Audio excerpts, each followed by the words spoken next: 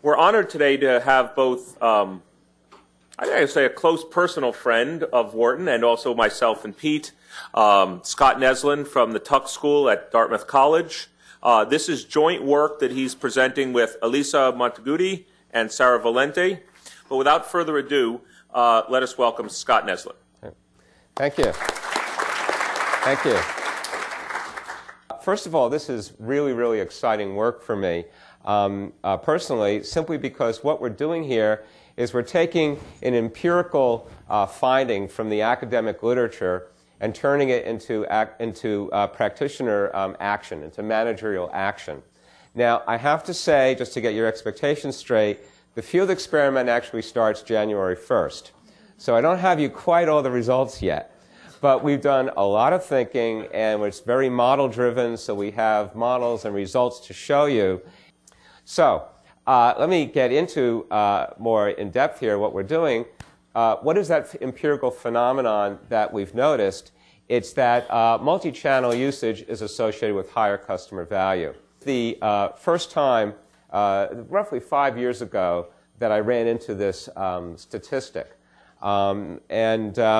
Basically, this was a double-click study involving a very well-known retailer, and they looked at their single-channel customers, their two-channel customers, and their three-channel customers, and charted, average annual purchases, and saw that the multi-channel customer was indeed appeared to be more valuable.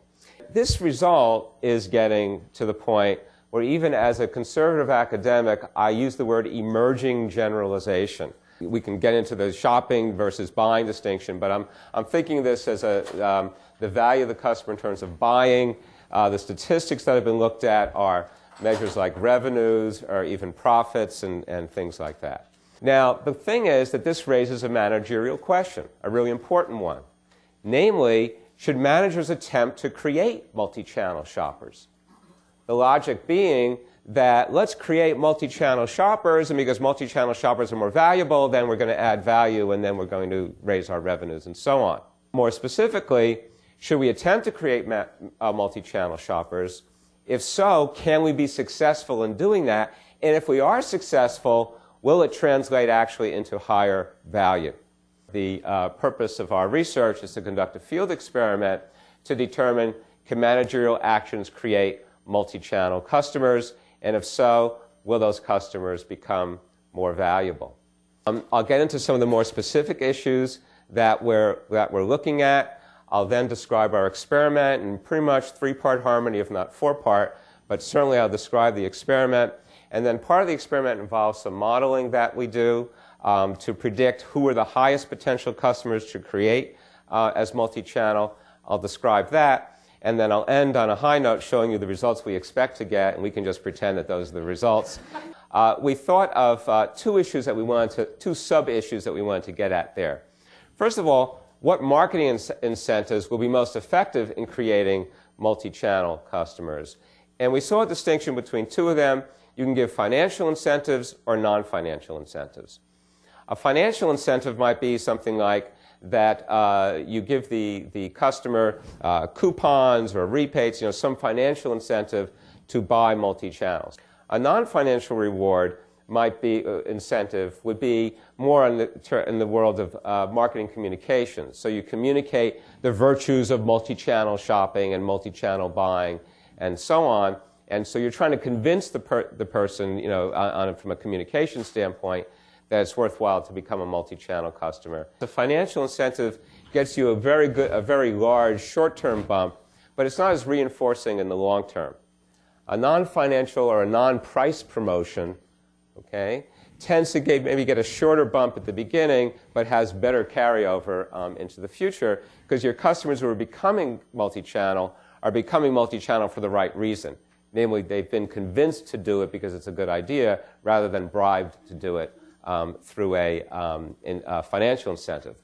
Second issue is part of this is we know that not all customers are the same.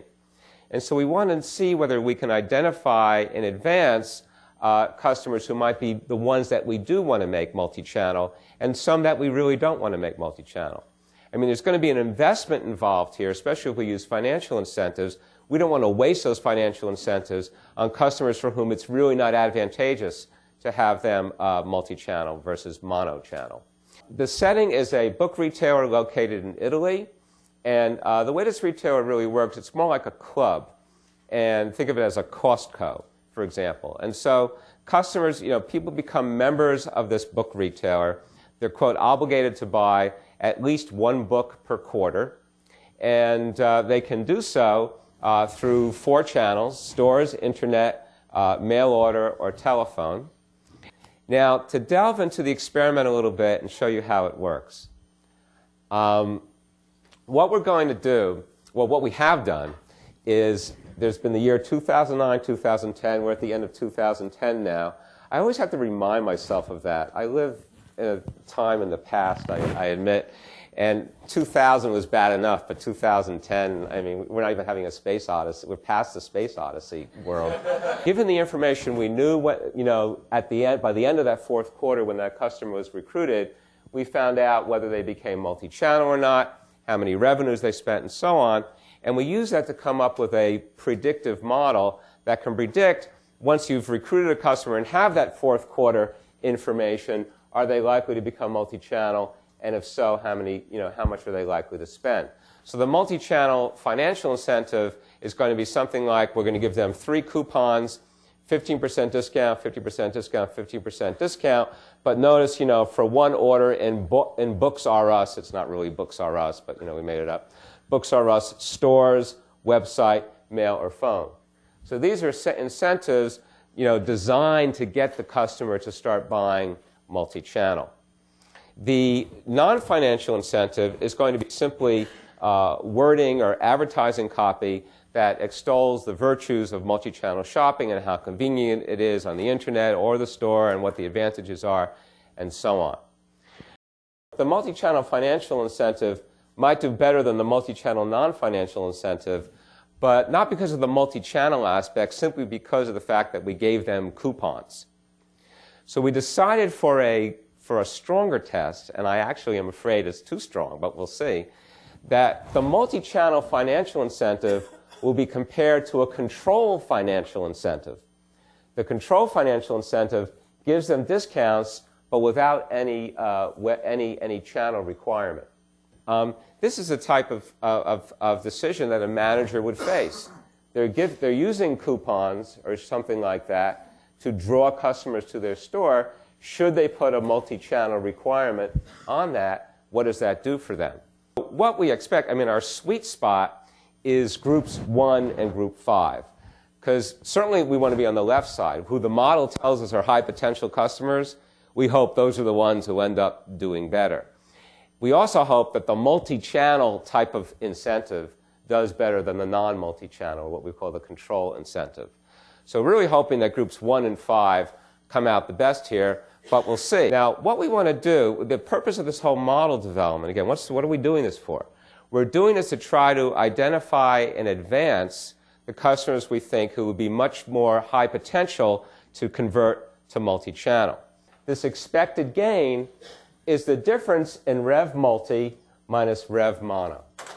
So this is, what are the revenues we're going to get from that customer since they become multi-channel, minus what we would have gotten from them if that multi-channel